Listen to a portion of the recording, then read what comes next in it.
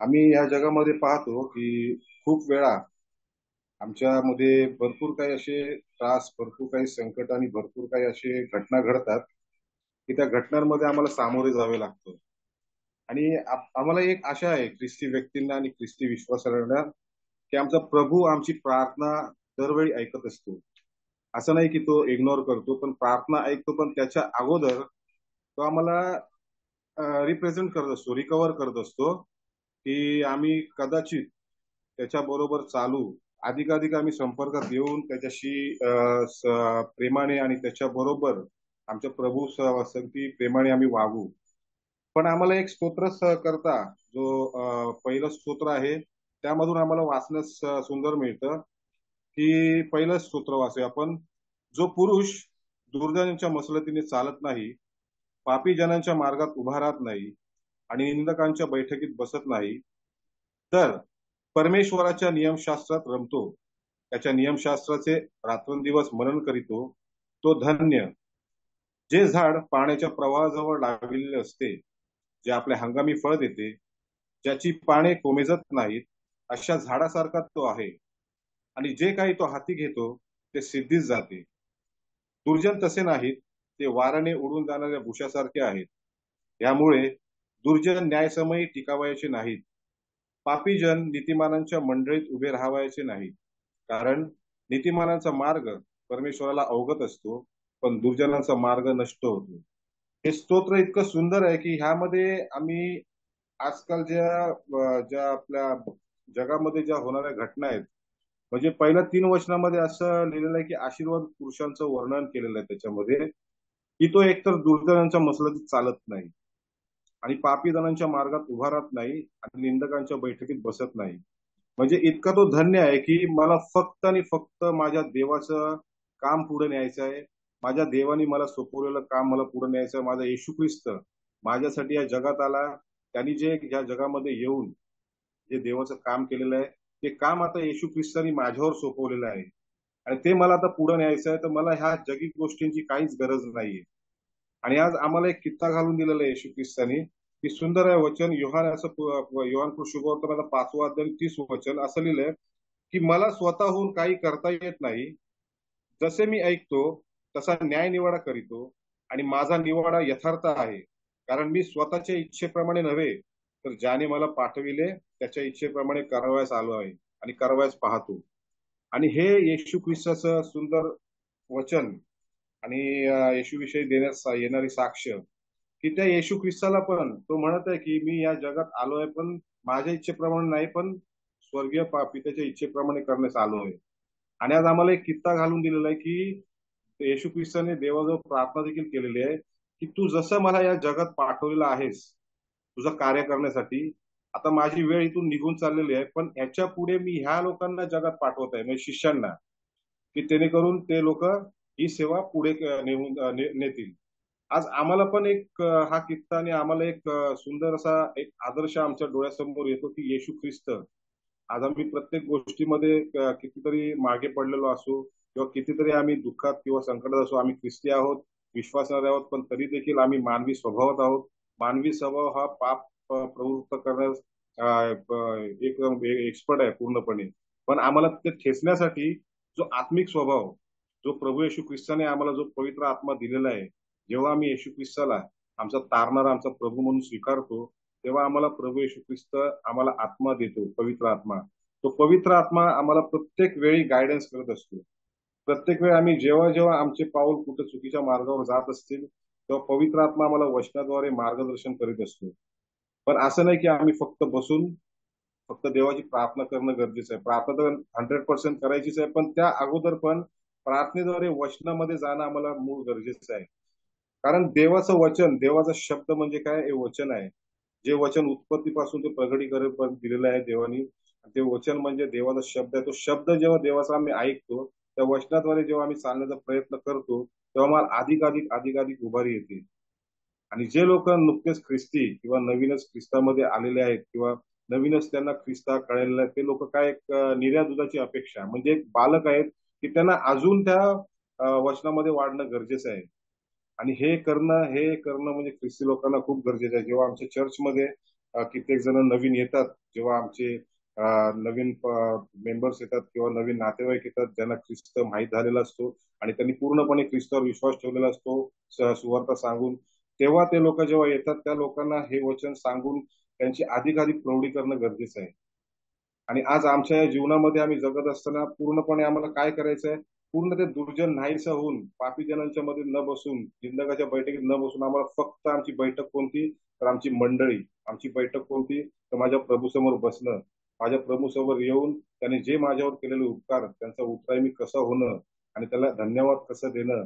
आणि जो माझ्या जीवनामध्ये कार्य करणारा प्रभू ज्याने माझं तारण केलेलं आहे, माझ्या मरणापासून मला ज्यांनी उचलून बाहेर काढलेलं आहे, या जगापासून मला पूर्णपणे बाहेर काढलेलं आहे आणि आज मला कोण स्वर्ग राज्याचं वाटेकरी बनवलेलं आहे.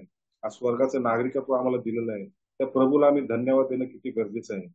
आणि म्हणून आज आम्ही ह्या दिवसात जगत असताना हे शेवटचा काळ आहे. प्रभू येशू ख्रिस्त येण्याचा कधीही येऊ शकतो. त्या प्रभू येशू ख्रिस्ताला देखील माहित नाही, पण देवाला ठाऊक आहे.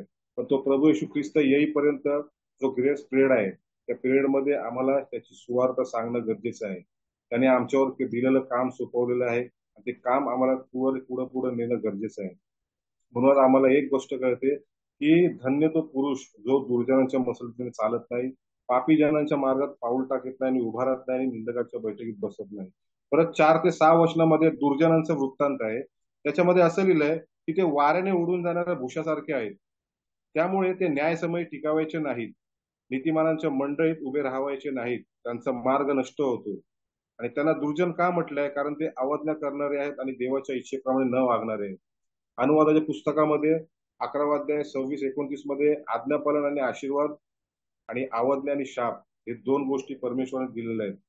जो आज्ञापालन करीत आहे त्याला आशीर्वाद मिळणं 100% आहे. जो अवज्ञा करीत आहे त्याला शाप मिळणं 100% आहे. म्हणून या वचनाला कोणी इग्नोर करू नये आणि वचनाला आम्ही कधीच इग्नोर करू नये. हे वचन आमच्या अंतःकरणात ठसून राहण्यासाठी परमेश्वर आम्हाला मदत करत असतो. आज आम्ही या अंतिम समयात असताना, अंतिम टप्प्यात असताना आम्हाला फक्त आणि फक्त त्या वधस्तंभावर पाहायचं आहे. आमच्या येशू ख्रिस्ताकडे पाहायचं आहे.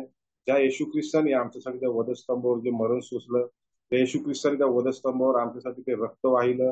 त्या रक्तामुळे आमच्या पापांची शुद्धी झाली आणि आज आम्ही त्या येशू ख्रिस्तामुळे त्याच्या देहातून निघणारा जो मार्ग त्या प्रभू परमेश्वराकडे गेलेला आणि त्या परमेश्वरासमक्ष बसून आम्ही त्याची आराधना स्तुती करण्यास जे भाग्य आम्हाला दिलेलं आहे, त्याबद्दल देवाला धन्यवाद देणं किती गरजेचं आहे.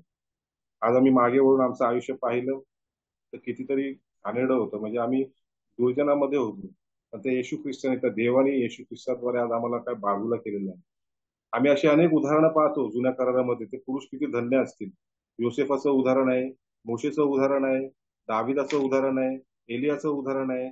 आणि ह्यामध्ये मला उदाहरण सुंदर वाटतं ते योसेफाचं उदाहरण. म्हणजे काय, योसेफाचं स्ट्रगलिंग लाईफ मला इतकं आवडतं की तो लहानपणापासून त्याच्या भावाने त्यांना फसून त्याला पूर्णपणे खड्ड्यामध्ये टाकून त्याला परत त्या ताफ्या जे तो तांडा जात होता त्यांना विकून, पण देवाने कसं कसं त्या योसेफाला चांगल्या पदावर आणलेला आम्ही पाहतो. म्हणजे योसेफाचा विश्वास आणि योसेफा बरोबर देव, त्याच्याबरोबर तो देव होता म्हणून तो वासनामध्ये पण गेला नाही. पोटिफराच्या पत्नीने त्याच्यावर ब्लेम केला, पण आम्ही पाहतो की तो काय वस्त्र झटकून तिथून निसटला. आणि देवासमोर मी असे पाप करू का, वाईट कृत्य करू का, असं त्याचं सुंदर वाक्य होतं. पण इतकं आम्हाला सुंदर आवडतं की योसेफ नंतर नंतर पाहतो की तो कदाचित असं पण बोलत असेल की देवानी मला असं का केलं, अजून पण मी हे स्ट्रगल जीवन का करत आहे. तो बंदीशाळेत देखील होता, पण देवाने तिथून देखील प्याले बर्दारातून तू त्याला काय स्वप्नाची उत्तरं सांगण्याचा अधिकार आणि त्याला पूर्णपणे ज्ञानाने भरलं. त्याच्यानंतर आम्ही पाहतो की तो जो राजा होता त्यांनी त्या योसेफाला चांगल्या पदावर नेमलं आणि त्या योसेफाद्वारेच त्यांच्या भावांचं कल्याण झालं. जिथे दुष्काळ पडला तिथे त्या भावांचं कल्याण झालं. आणि आज आम्ही दावीदाचं पण उदाहरण पाहतो. दावीद देखील लहानपणी होता, त्याला माहित नव्हतं मी राजा बनेल किंवा काय. पण देवाचं कसं कसं चक्र असतं किंवा देवाचं कसं माइंड आहे किंवा योजना असते, तर दाविदाला तिथून उचलून त्यांनी राजा बनवला. दाविदाचं जीवन मेंढपाळासारखं होतं, म्हणून दावीद म्हणतो ना, परमेश्वर माझा मेंढपाळ आहे. दाविदाने पण खूप पाप केलेले आहेत आपल्या जीवनात आणि खूप म्हणजे खूप तो भरपूर ठिकाणी घसरलेला आहे. पण त्या घसरण्याच्या मागच्या उद्देशामध्ये त्या दाविदाला कोणतरी तारण करणारा संदेश त्यासमोर देवाने ठेवलेला आहे की त्याला त्याचं पाप जाणीव करून देणं ठेवलेलं आहे. आणि जेव्हा देवाने त्या दाविदाला त्याचं पाप दाखवलं, दावीद सरेंडर झालेला आहे आणि सरेंडर पूर्णपणे पश्चाताप त्यांनी केलेला आहे. आम्ही सुंदर अध्याय त्याचा वाचतो, पश्चातापाचा अध्याय. त्या पश्चातापा अध्यायामध्ये काय, माझे हृदय शुद्ध कर, माझे पाप तुझ्या डोळ्यासमोर आहेत, माझे पाप तुझ्या डोळ्यासमोर लपले नाहीये. आणि दावीद पूर्ण सरेंडर होता. नंतर आम्ही पाहतो की देव आपल्याला काय अधिकाधिक बळ देतो, अधिकाधिक बळ देतो. आणि आम्ही पाहतो की देव त्या दाविदाला आणि त्या दाविदाद्वारे, त्या शमूएलाच्या द्वारे मंदिर बांधण्यास प्रवृत्त करतो. आज आमच्या जीवनात पण आम्ही लहानपणापासून स्ट्रगल लाईफ जीवन जगत आहे किंवा जगलो असेल, की आम्ही प्रत्येक वेळी घसरलो असेल, प्रत्येक वेळी पडलो असेल. पण आमच्या घसरण्या पडण्यामध्ये पण देवाचा एक उद्देश काय, की तू माझ्याहून स्वतःहून फ्री विल जो दिलेला आहे, स्वतःहून माझ्याजवळ येऊन पापांची क्षमा माग, पापांची क्षमा माग, कारण माझे दोन्ही हात पसरलेले आहेत. आज आमच्या जीवनामध्ये आम्ही पापी असो किंवा आमच्या हातून पाप घडत असो, आम्ही ख्रिस्ती विश्वासाने असून देखील आमच्या हातून पाप घडत असतील आणि घडलेले पण असतील, पण एक आम्हाला एक आश्वासन आणि आम्हाला एक विश्वास आहे की देवाने त्या येशू ख्रिस्ताला वधस्तंभावर जे मरण दिलं, जे बलिदान दिलं, त्या आमचं भूतकाळ, भविष्यकाळ आणि वर्तमान काळ ह्या पापांची सर्वांची क्षमा त्याने त्या वधस्तंभावर केलेली आहे. म्हणून असं लिहिलं नाही, जेव्हा पहिल्या योहानाच्या पुस्तकामध्ये पहिल्या अध्यायामध्ये पौल म्हणतो की म्हणून तुम्ही सारखे सारखे पाप करू नये. सारखे सारखे पाप केलं तर देवाचा खूप मोठा क्रोध येतो. आणि म्हणून देव काय विश्वसनीय आणि न्यायी आहे. तो आमच्या पापांची, अपराधांची क्षमा करतो. आमचे हातून चुकून पाप होतं, पण त्या पापांचं रिकव्हरी म्हणून आम्हाला काय करतो, ते येशू ख्रिस्ताकडे जेव्हा आम्ही येतो तेव्हा येशू ख्रिस्त आम्हाला पुनर्जीवन करतो, पुनर्जीवित. म्हणजे काय, पुन्हा असे पाप करू नये. कित्येक वेळी त्या प्रभू येशू ख्रिस्ताने पक्षघाती माणसाला पण म्हटलेलं आहे, लंगड्या भिकाऱ्याला पण म्हटलेलं आहे की तू आता पुन्हा पाप करू नये, पुन्हा पाप करू नकोस. म्हणजे एक चेतावणी देत आहे की मी तुला आता बरं केलेलं आहे, पण तू पुन्हा पाप करू नये. आज आमच्या जीवनात पण आम्ही ख्रिस्ती विश्वासाने असून आमचे पाऊल अलीकडे पडत पण असतील आणि पडले देखील असतील, पण आम्ही कधी कधी खचतो की आता मी येशू ख्रिस्ताकडे आल्यावर तो मला क्षमा करू शकतो का. पण वचन सांगतं की तो क्षमा करणारा परमेश्वर आहे. त्याचे दोन्ही हात आमच्या समोर काय उभे आहेत. दोन्ही हात आम्हाला काय करायचं, तो म्हणत आहे की तुम्ही फक्त माझ्याकडे या.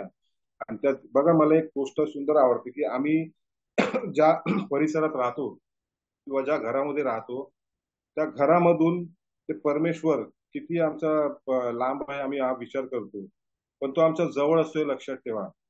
त्यांनी भले विश्व निर्माण केलंय पूर्णपणे. आम्ही पाहतो की जॉग्रफीमध्ये की कितीतरी करोडो अब्जोच्या वर असे सूर्य तारे असे लांब लांब आहेत. तर आमचा प्रभू पण बोलतात की एकदम स्वर्गामध्ये आहे, पण त्याचं अवलोकन आमच्या जीवनामध्ये आहे. त्यांनी आम्हाला तो येशू ख्रिस्त आमच्या बरोबर दिलेला आहे, पवित्र आत्मा आमच्या बरोबर दिलेला आहे. आणि प्रत्येक गोष्टीमध्ये तो आम्हाला काय करतो, अडथळ्यापासून दूर करतो. आणि अडथळा आम्हाला जेव्हा जेव्हा मध्ये येतात तेव्हा तेव्हा आम्हाला काय वचनाद्वारे पवित्र आत्मा मला गायडन्स करत असतो. आणि आज माझ्या जीवनात देखील अशाच घटना घडलेल्या आहेत की प्रत्येक घटनेमध्ये माझे पाऊल देखील वेगळ्या मार्गावर गेलेले आहेत किंवा माझे पाऊल देखील वेगळ्या अशा परिस्थितीकडे गेलेले आहेत. पण जेव्हा देवाचं वचन आमच्या समोर येतं ना, तेव्हा मला खूप आशा असते की देव बाप मला क्षमा करेल, देव आम्हाला क्षमा करतो. आज आम्हाला दाविदासारखं जीवन, योसेफासारखं जीवन जगणं गरजेचं आहे की त्या लोकांनी आपल्या स्ट्रगल लाईफ मध्ये त्या परमेश्वराशी कधीच कास सोडली नाही. परमेश्वराच्या बरोबरच ते राहिले. परमेश्वराने त्यांना तारण देखील केलं. दाविदाचा मुलगा देखील आजारपणात तो मृत पावला. पण नंतर दाविदाला काय देवाने पूर्णपणे रिकव्हर केलं. जेव्हा त्यांनी पापांची क्षमा मागितली तेव्हा शल्मोन झाला, त्याचं नाव यदिद्या. त्या शल्मोनाद्वारे परमेश्वराचं मंदिर बांधण्यात आलं.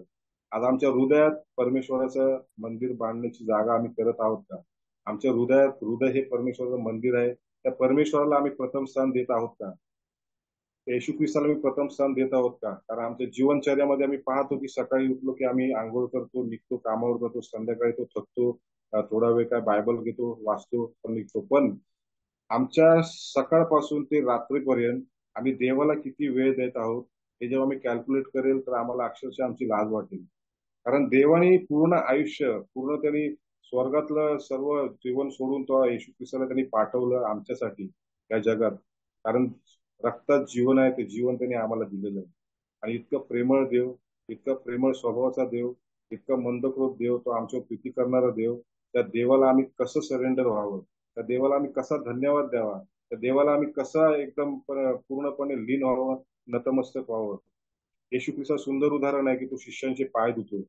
कारण देवाने त्याला नम्रपणानेच पाठवलं, निर्दोष निष्कलंक असा.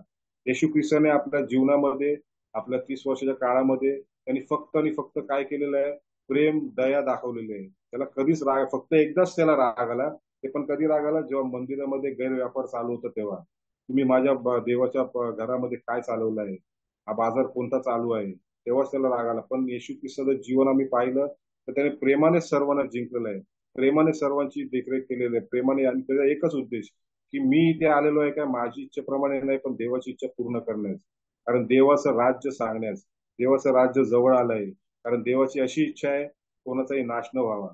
त्याची हीच इच्छा आहे की सर्व जणांचा काय तारण व्हावं, सर्वजण माझ्या समोर येऊन माझी आराधना, माझी उपासना करावी. म्हणून त्या येशू ख्रिस्ताला त्याने आमच्याजवळ पाठवलेलं आहे. आणि आज त्या स्तोत्रकर्ता पहिल्यामध्ये लिहिलं की धन्य तो पुरुष जो दुर्जनाच्या मसलीतीने चालत नाही आणि पापी जनाच्या मार्गात पाऊल टाकीत नाही. आणि दुसरं वचन असं आहे, पाचवं वचन, ह्यामुळे दुर्जन न्यायसमय टिकावायचे नाहीत, पापीजन नीतिमानांच्या मंडईत उभे राहावायचे नाहीत. आज आम्हाला एक सुंदर गोष्ट आहे की आम्ही आज दुर्जनाप्रमाणे आहोत का, हे कंपॅरिझन आम्ही करायचं आहे की आज आम्ही त्यांच्याबरोबर बसत आहोत पण त्यांच्याबरोबर वागत आहोत का. आज आम्ही त्याच्या, ठीक आहे आमचे भाऊ बंद आहेत, आमचे नातेवाईक आहेत, त्यांना येशू ख्रिस्त माहित नाहीये, पण आम्ही आज त्यांच्याबरोबर आहोत. पण त्यांना आम्ही वचन सांगत आहोत का देवाचं. त्यांना आम्ही आमच्यामध्ये घेत आहोत का की आम्ही स्वार्थ आहोत की माझं तारण झालं बस झालं बाकी कोणाचं नको. नाही, आमच्या ज्या नातेवाईकांना किंवा आमचे जे सगळे मित्र आहेत त्यांना जर देवाचं वचन ठाऊक नाहीये तर आम्हाला एक नीड आहे किंवा एक गरज आहे की आम्ही त्यांना वचन सांगावं. एक आम्हाला एक कळकळीची एक अपेक्षा पाहिजे जीवनामध्ये की माझं तारण होणार, मी येशू ख्रिस्ताबरोबर वर जाणार, पण हे नरकात नसावे. हे एक माझी इच्छा असावी की मी ह्यांना देखील काय, मी प्रभूकडे आणावं, ह्यांना देखील प्रभूचं वचन सांगावं, त्यांचं देखील तारण व्हावं की जेणेकरून त्यांनी दुसऱ्यांना सांगून त्यांचं तारण व्हावं. ही एक साखळी निर्माण करायची आम्हाला की आमच्या प्रभूच्या कार्यामध्ये आणि प्रभूच्या जीवनामध्ये आणि प्रभूच्या घरामध्ये प्रत्येकानं घेऊन यायचं आहे. देवाचं एकच आहे की माझी एक कुटुंब व्हावं, माझी एक मंडळी व्हावी. आणि ती मंडळी म्हणजे एक जागा खाली आहे, ती म्हणजे काय, लुसिफर सैतानाची. तो स्वर्गदूत होता, सुंदर होता, प्रभात तारा होता, त्याच्या गाणी गाणी ती सुंदर तो गात होता, प्रभूचे स्तवन तो करत होता, त्याच्या मागोमाग ते देवदूत स्तवन करत होते. पण ती जागा रिकामी आहे, ती जागा रिकामी भरण्यासाठी देवाची खटपट आहे, देवाची योजना आहे की माझ्या समोर ती जागा रिकामी आहे, ती तुम्ही भरावी आणि तुम्ही माझी तिथून सेवा करावी, स्तुती करावी, आराधना करावी. आणि आज आम्हाला इतकं सुंदर मोलाचं वचन आहे की ज्यांनी ज्यांनी त्या येशू ख्रिस्तावर विश्वास ठेवलाय, जितक्यांनी त्याच्या नावावर विश्वास ठेवलाय तितक्यांना देवाची मुले होण्याचा अधिकार आहे. आज आम्ही देवाची मूल आहोत. आणि अजूनपर्यंत कोणी येशू ख्रिस्ताला स्वीकारलं नसेल त्यांनी आज आत्ताच हा विचार करा, ह्या येशू ख्रिस्ताने माझ्यासाठी या जगामध्ये आला, माझ्यासाठी त्या वधस्तंभावर क्रुसावर मरण सोसलं. पण आज मी त्याला माझ्या अंतःकरणात घेत आहे का. आज माझं जीवन नश्वर आहे, आज मनुष्य आज आहे उद्या नाही, पण माझा आत्मा अमर आहे. तो माझा आत्मा आज नाशाच्या मार्गात आहे की स्वर्गाच्या राज्यात आहे, हा मी विचार करायचा आहे. बघा, जुन्या काळात मानवाची दुष्टाई झाली, मानव पतन पावत होते, देवाने काय केलं, जलप्रलय केला. आता या नवीन करारामध्ये मानवाची दुष्टाई होत आहे आणि दुष्टाई वाढत चाललेली आहे. पण या नवीन करारामध्ये जलप्रलय नाही तर काय, अग्नी नरक आहे. या नरकामध्ये जाण्यासाठी, वाचण्यासाठीच त्या प्रभू येशू ख्रिस्ताला त्या देवाने पाठवला. आणि त्या प्रभू येशू ख्रिस्ताद्वारे आज आम्ही त्या स्वर्ग राज्यात आहोत. आणि आज आम्हाला एक आशा आहे, भले आम्ही आज नसू पण आमचा आत्मा आज कुठे आहे, देवाजवळ आहे. आमचा आज आत्मा प्रभू येशू ख्रिस्त उठवणार आहे. शेवटच्या काळी जेव्हा तो येणार तेव्हा आम्हाला पूर्णपणे तो उठवणार, आमचं रॅप्चर होणार. आज आम्ही प्रभू येशू ख्रिस्ताबरोबर असू. पण आज जितक्यांनी त्याचा स्वीकार केला नसेल तितक्यांना चेतावणी आहे की प्रभू येशू ख्रिस्तावर विश्वास ठेवा, कारण तोच आमचा वैयक्तिक तारणारा आहे, दुसरा कोणी तारणारा नाहीये. आमच्यातून किती पाप असो, आम्ही खुनी असो, मर्डर असो, आम्ही व्यभिचारी असो, आम्ही कोणी असो, पण जेव्हा आम्ही पूर्ण अंतःकरणाने पश्चातापाने येशू ख्रिस्ताजवळ येतो, त्याच्यावर क्षमा मागतो, तेव्हा तो तिकडे दोन हात उभे करून आहे. तो आम्हाला वेलकम करत आहे. तो आम्हाला काय बोलत आहे, ये माझ्या विश्वासू दासा, ये ये माझ्याजवळ ये तू, कारण मी तुझ्यासाठीच इथे उभा आहे. जसं उधळ्या पुत्राचा बाप त्याची वाट बघत असतो, त्याला पश्चाताप होतो, उधळा पुत्र येतो आणि तो धावत जाऊन त्याला मिठी मारतो, तसाच आमचा बाप परमेश्वर आहे. तो आमची वाट बघत आहे. आम्ही कधी पश्चाताप अंतःकरणाने त्याच्याकडे येतो आणि कधी त्याच्याजवळ येऊन त्याला काय करत आहे, माझ्या पापांची कबुली देत आहे. आणि तो आम्हाला चांगल्या झग्याने, चांगल्या तारणाच्या झग्याने तो आम्हाला पूर्णपणे कव्हर करत आहे. म्हणून या आम्ही या शेवटच्या काळी जगत असताना प्रत्येक जणाने हा विचार करा की आज माझं जीवन देवाने काय ठेवलेलं आहे आणि आज माझा जन्म कशासाठी झालेला आहे, माझ्या जन्माचा उद्देश काय आहे. तर माझ्या जन्माचा उद्देश एकच आहे की ह्या जगामध्ये मी जगत असताना माझं काम धाम करत मी काय करावं? माझ्या प्रभूची सेवा नित्यंत करावं, सतत करावी आणि निरंतर करावी. माझ्या जीवात जीव आहे तोपर्यंत मी प्रभूचं स्मरण करावं. माझ्या जीवात जीव आहे तोपर्यंत प्रभूचं काही काम मी पुढे न्यावं. आज आमच्या जीवनामध्ये पण आम्ही ही गोष्ट घ्यायची आहे आणि ज्यांनी ज्यांनी येशू ख्रिस्ताला स्वीकारलं नाही, त्या येशू ख्रिस्ताला त्यांनी पूर्णपणे सरेंडर व्हावं. येशू ख्रिस्ताला वैयक्तिक तांबळ म्हणून स्वीकारावं. कारण जेणेकरून आमचं नाव काय त्या जीवनाच्या पुस्तकात लिहिलं जावं. म्हणून या आम्ही या शेवटच्या काही जगत असणार प्रत्येक जण एकमेकांची ओझी वाहू. प्रत्येकाने प्रेमाने चालू, प्रत्येकाच्या मनात जे द्वेष, जे मत्सर असतील ते काढून एकमेकांवर प्रीतीने आणि सलगीने राहू.